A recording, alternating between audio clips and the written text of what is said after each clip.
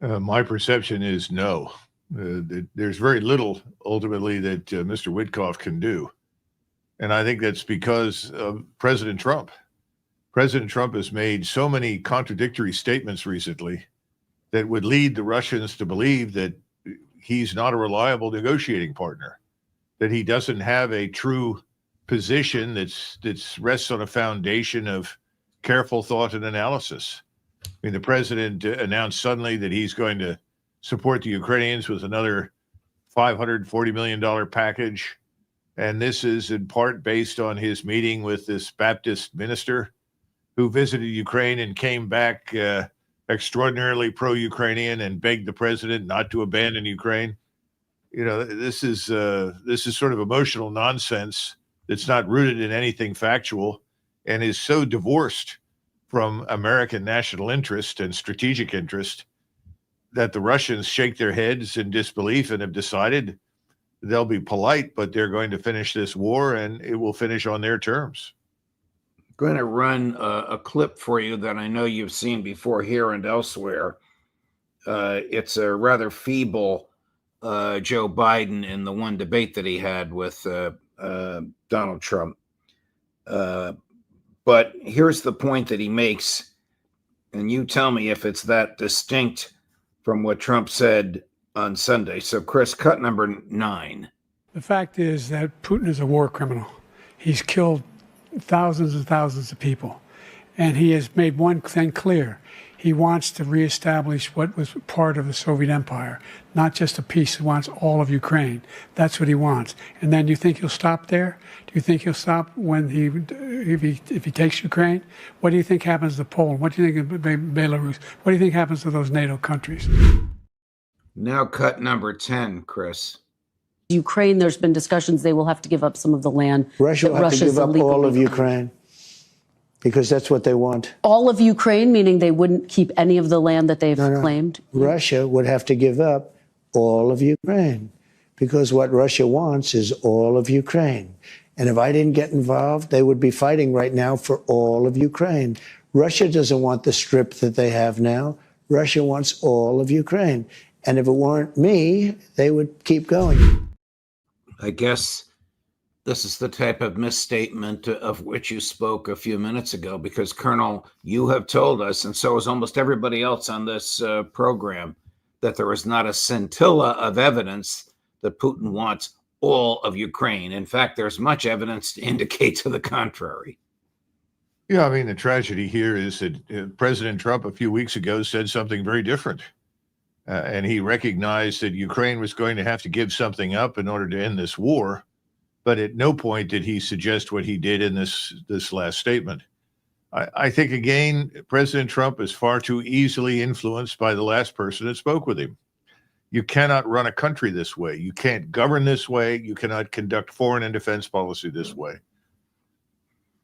How on earth can his emissaries, whether it's Kellogg or Witkoff, have any credibility in the Kremlin? And what on earth does the Kremlin think when they hear something like that?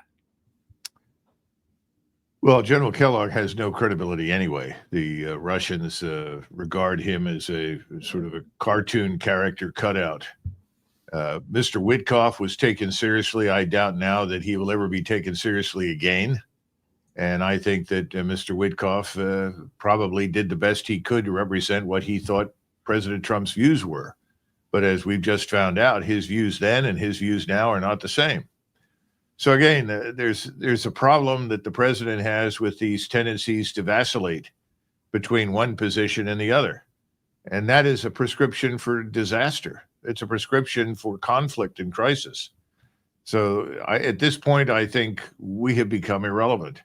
The notion that he would say that if it were not for him, that the Russians would be fighting for all of Ukraine is ludicrous nonsense.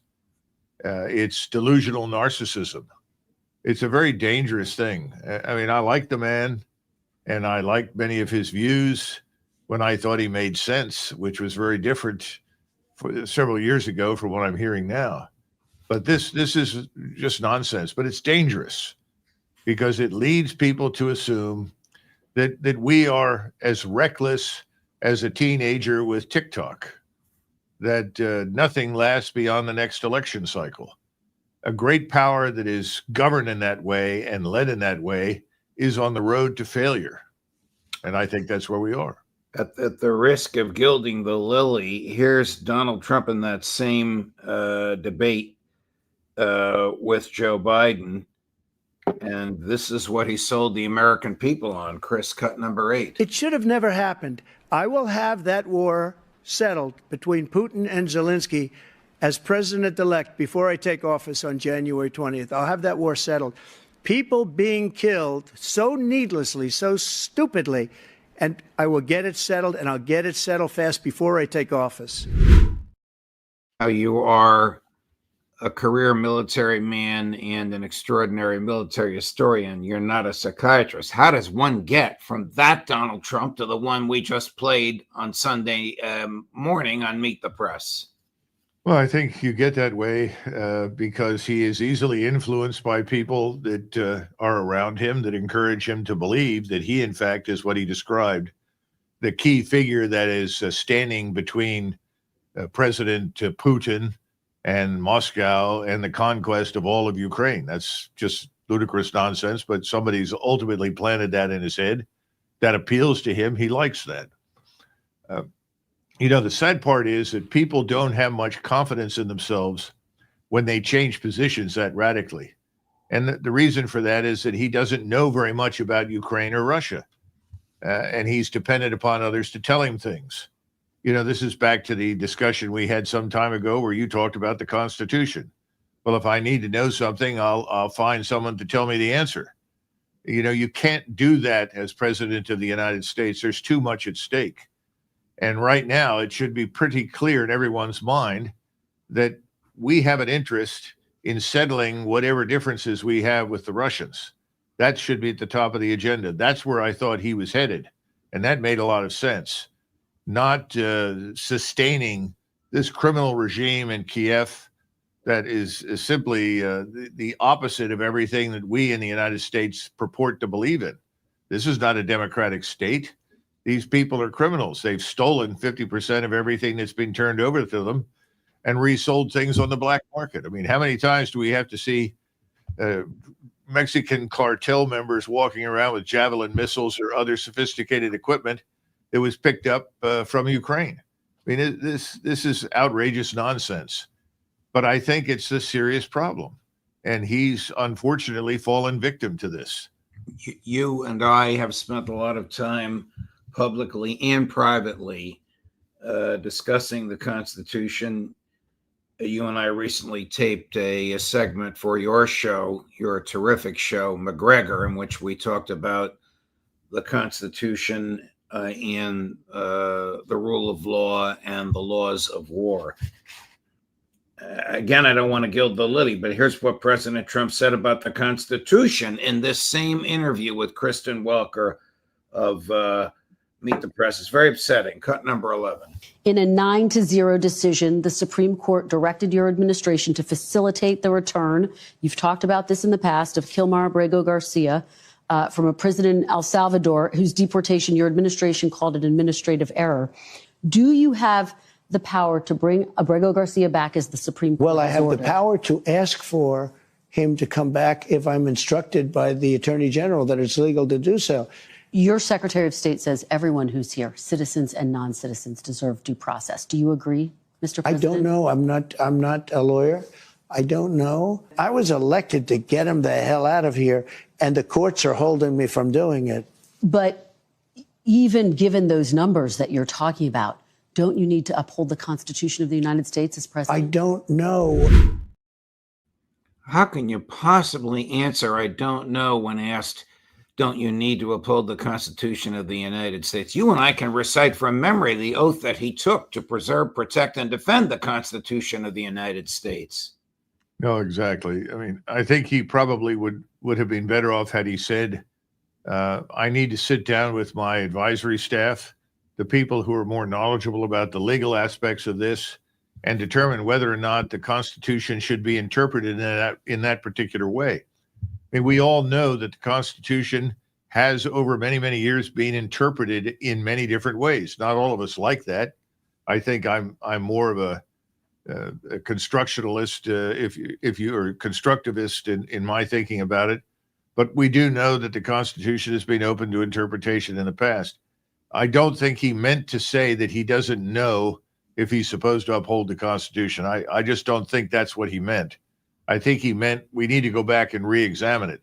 But again, Judge, this is the larger problem across this administration. There is very little preparation and thinking that is going into action. Action is too impulsive. It's too sudden and frequently reckless.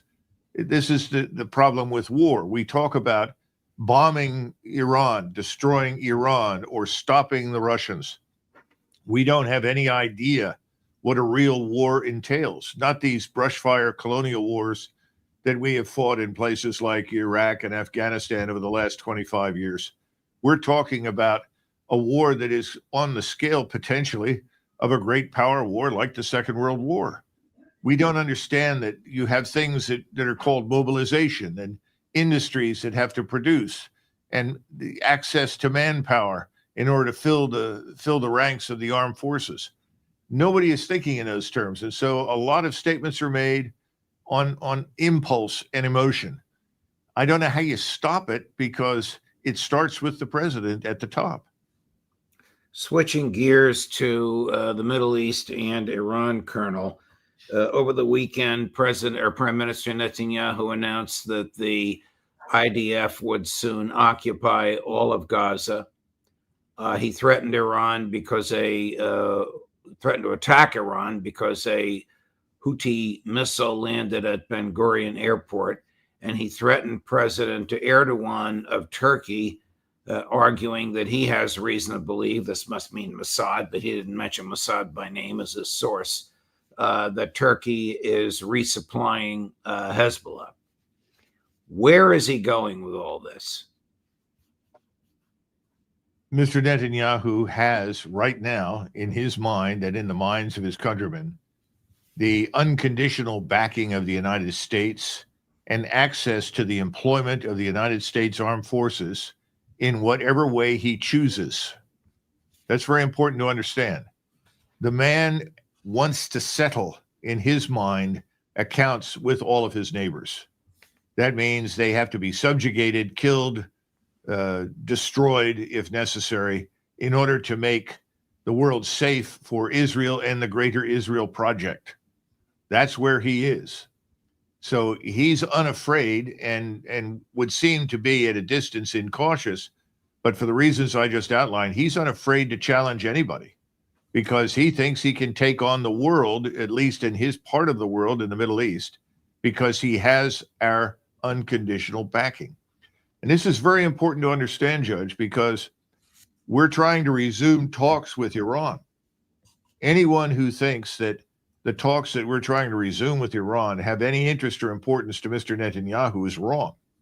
Mr. Netanyahu has an agenda, and that agenda means to subjugate Iran, to take away its capacity to produce a nuclear weapon permanently. If that means destroying Iranian society, if it means killing the members of the Iranian government, that's fine. That's where he is.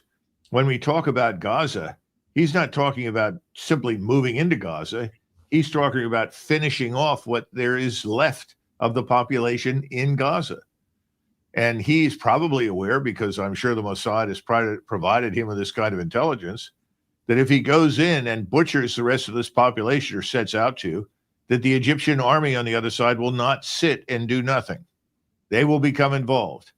And the king of Jordan has allegedly, privately said, if that happens, that he will support the Egyptians. Now, that's the beginning of a regional war, because neither the Iranians nor the Turks nor the Saudis nor anybody else in the region are going to sit there quietly and ignore what happens. Iran has a very close relationship with Egypt. There are agreements in place. The Chinese recently conducted exercise with the Egyptians to send a very strong signal that they are not going to sit by the wayside and do nothing in the event that the Egyptian state comes under attack by Israel.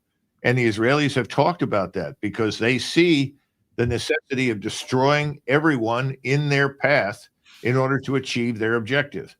So I don't know that we should expect much to come out of these talks between Iran and us.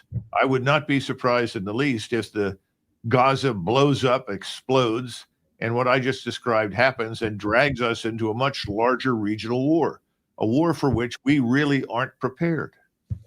Does Iran pose the remotest threat to the national security of the United States of America, Colonel Macgregor? No, and it has never posed a direct threat to us.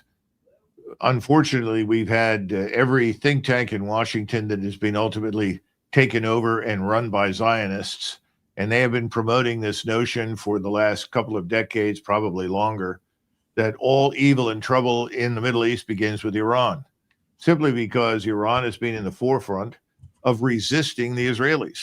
And anyone who resists the Israelis and what they want to do is the enemy and has to be destroyed. Therefore, it has to be demonized as much as possible. That's what's happened.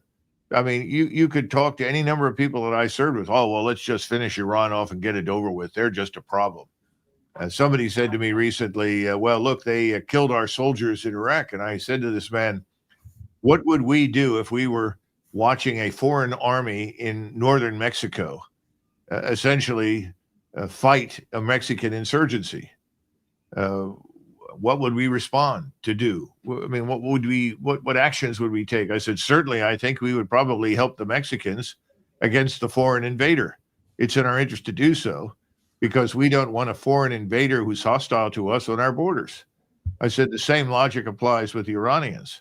And by the way, the Iranians taught the Iraqis what to do, the Iraqi resistance, and they did it. That's part of the rationale that Mr. Netanyahu persuaded Trump was the justification for killing General Soleimani. General Soleimani had worked tirelessly to help us and support us in destroying ISIS.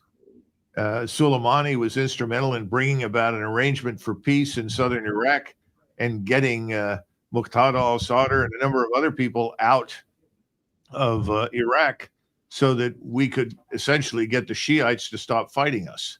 This is back when we had the surge, which really was not just a military surge that cost us 1,000 lives, but hundreds of millions of dollars in cash that were passed out to buy friends. All of that was part of it. Then suddenly we turn around and kill Soleimani, who is a legitimate member of the Iranian government, effectively the equivalent of senior national security advisor to the leadership of the country. And we acted as though this was justified. It wasn't. It was a mistake. I don't think we've ever had a true picture of Iran or what it does or doesn't do, because the Iranians have always involved themselves if it was necessary to protect fellow Shiites. The Shiites are a minority in the Muslim world. There are Shiites in the Gulf. There's some Shiites actually in Saudi Arabia, not many. Shiites in Yemen, as we know, Shiites in southern Lebanon. They have helped those people whenever they could. Now, if you want to say that's terrorism directed at Israel because Israel has found itself at war with the people in southern Lebanon, you could take that position. But before the Israelis occupied southern Lebanon, there was no such thing as Hezbollah. In other words, much like our own behavior in Iraq, and to a large extent, I would argue, in Afghanistan, we have cultivated our own enemies. The Israelis have cultivated their own enemies.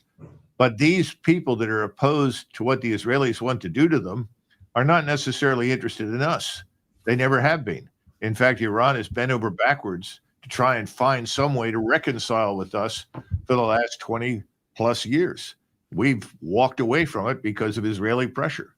By what conceivable legal, moral, or political justification would there be for international inspection of Iran nuclear capabilities, but no inspection of Israeli? Well, this is ultimately there isn't. I mean, we know that. And it's really Israel's monopoly that Israel wants to maintain, because it's that monopoly on nuclear weapons that enables the Israelis to bully their neighbors. You know, if you attack us, we'll use a nuclear weapon against you. That's a pretty powerful incentive for anybody around you to stay away. And I think that it, to some extent, has helped Israel, but now I think it's a burden, not an asset. But the Israelis don't see it that way. They see this as justified for a whole range of reasons that we don't need to go into, that they think they deserve special treatment because of what happened to them 80 years ago. Again, this is another matter. I don't agree with that. I think that the Israelis, if they really do want some sort of arrangement, they should join the international community. They should accept the International Atomic Energy Commission's views. They should work with the international community as well as within their own region. But they're not going to do that. They're special. They'll tell you all about it. All you have to do is ask them. I mean, think about it. Just as the Russian possession of a nuclear weapon is a restraint on our use of a nuclear weapon, wouldn't an Iranian possession of a nuclear weapon bring stability to the Middle East and force restraint on the part of Israel? Well, that's right. And Israel doesn't want to be restrained in any way. It wants complete freedom of action and expects us to provide it and enable it. Without us, they don't have that freedom of action. We have nuclear weapons in the hands of Pakistan and in Indian hands. And thus far, we've had no nuclear confrontation between those countries.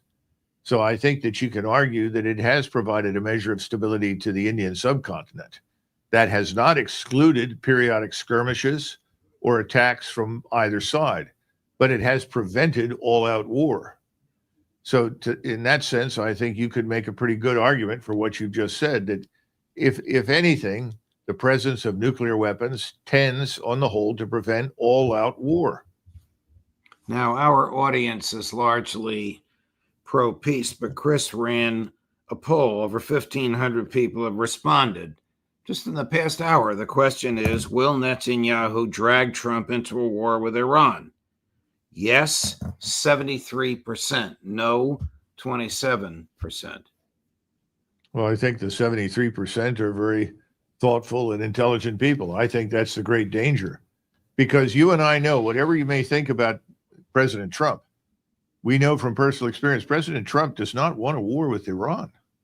There's no question in my mind about that. The problem is, feeling that way is probably not enough. Yeah. That's the problem. Well, I mean, you told us earlier, this is a bitter criticism. You made this observation. I don't want to put words in your mouth. He seems to believe whoever he's been speaking to last. Yes, I think so. He can go to Camp David with this minister friend of his and come back and have an entirely different attitude about Ukraine. He's not talking to CIA or DNI or Defense Department or State Department. He's talking to a minister, and she changes his mind entirely on Ukraine. Well, remember when we were talking at some point about Syria, and there were two sets of missile strikes that President Trump launched into Syria. And he was approached with photographs of allegedly babies or a child or something that had been asphyxiated by some form of nerve gas by Syrian agents, whoever they were, whether they were government or otherwise. And suddenly he was enraged when he saw this picture. He's certainly not enraged by what's happening in Gaza. And what's happening in Gaza is far worse. And as it turned out, both times those missile strikes occurred, they not only did they change nothing and simply explode into the dirt, but it turned out that the justification for them was completely false, as the various investigating authorities in Great Britain and the United States and elsewhere in the world discovered. So he is influenced by things. He has strong emotions. I wish he would put some of those emotions to work in Gaza, where people are dying, starving to death, being butchered and killed right now. And he hasn't done it. Here's what he said just an hour ago, just about 40 minutes or so before we began taping this segment about the Houthis capitulating. Tell me if this is credible. Cut number 20. The Houthis have announced that they are not or they've announced to us at least, that they don't want to fight anymore. They just don't want to fight.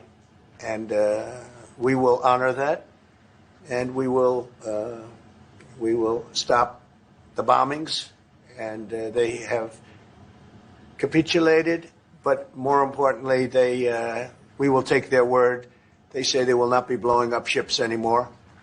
And that's what the purpose of what we were doing. So that's just news. We just found out about that.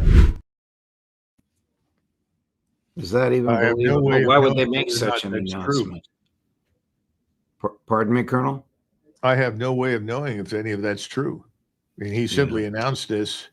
First of all, the word capitulation strikes me as being perhaps the wrong one, because after all, the Houthis have made it very clear from the beginning that what they were doing was to support their brethren in Gaza. And as long as their brethren in Gaza are being butchered and killed, it seems difficult for me to imagine why they would now simply stop because of a discussion with us. I'm not sure the president's gotten the whole story, but he likes to announce things that he thinks demonstrates a success story for himself and his administration. We'll have to wait and see. I could go on and on and on from the interview because of his claim that gas prices are under $2 a gallon. I'm kind of tired of fact checking him. I think we can see the pattern here, Colonel, and we can see how dangerous it is. And when he surrounds himself with people that he likes, not people that are necessarily competent. I'm thinking of my former Fox colleague who's now the Secretary of Defense. This exacerbates things. This just feeds his ego and enables him, I'm not a shrink, obviously, to change his mind radically based upon who has been whispering into his ear last. Well, there's also something else. I'm sure you're aware of it, but apparently his son, Don Jr., and Mr. Witkoff's son together were in Qatar, involved in some multi-billion-dollar deal involving the Trump family digital exchange. I'm not sure I know the details, but there doesn't seem to be any self-awareness with the administration. There wasn't any self-awareness with the Biden administration. Biden's son was engaged in all sorts of heinous acts, as we know, Right. and that didn't seem to make any difference. Now, Don Jr. is by no stretch of the imagination someone who commits heinous acts, but certainly the appearance of cutting these kinds of deals, along with Mr. Witkoff's son, in a place like Qatar. And we know that Mr. Witkoff, when he was last in Qatar, ostensibly for the purpose of talking to the Houthis, or they're not the Houthis, excuse me, the representatives of Hamas, reached some sort of $700 billion plus deal, or $700 million, excuse me, deal for real estate in New York City. I mean, there's too much aggrandizement on the financial side involved in Washington these days. It's not just the congressmen and women who are profiting from insider trading. This kind of thing with wealthy people like the Trumps and Biden and his colleagues, all of this is very depressing for the rest of us. It's untoward. It's the sort of thing that should not be done while you're holding office, especially somebody like Mr. Witkoff. I'm sure that he and Mr. Trump are doing a land office business. That's how they got billions of dollars. But is this the sort of thing one ought to be prosecuting while you are representing the United States? Of course not.